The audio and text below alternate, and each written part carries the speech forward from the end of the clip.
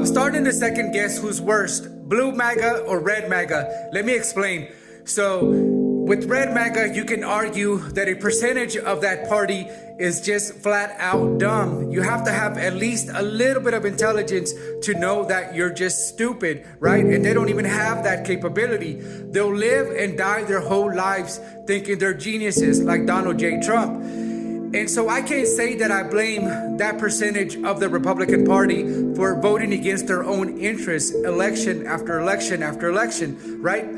But on the other side, the Democrats, I would argue that all, if not most of them, knowingly vote Democrats, knowing that their politicians are not going to do anything for them, right? And sure, you can argue at the very least they do great things for the black community, women, gay rights, and I can go on and on and on. But guys, this was something that was already established in the Civil Rights Act of the 1960s by Martin Luther King. This is already federal law.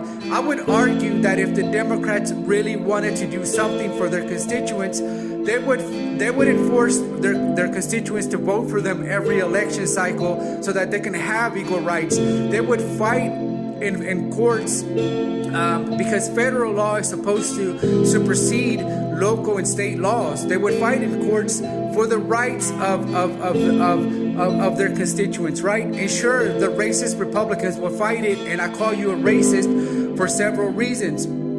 You, election after election, knowingly, at least a large percentage of you, vote for racist candidates, people who are knowingly racist, right? Because they're happy with the status quo.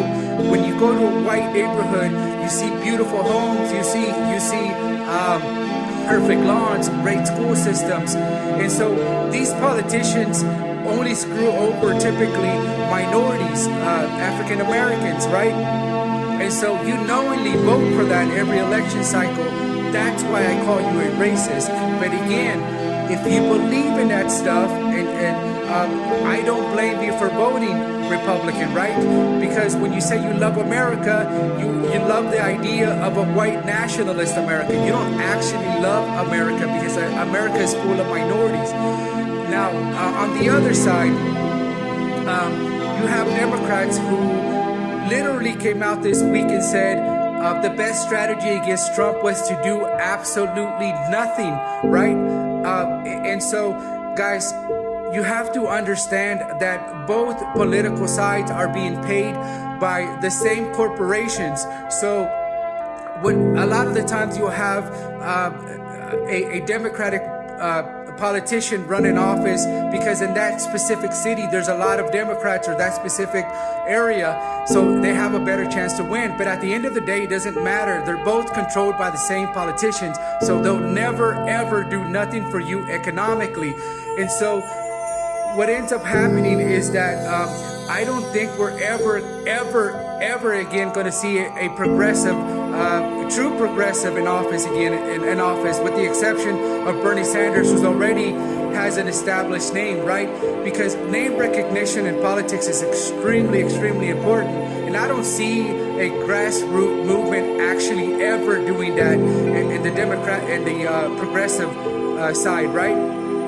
Because these Blue MAGA, Red MAGA are extremely loyal to their parties, right? And so what we're going to have is complete corporation rule in America. It's going to become normal for you to work 60, 80-hour weeks just to put food on the table and pay your rent. And the American people have become slaves. They just don't know it yet.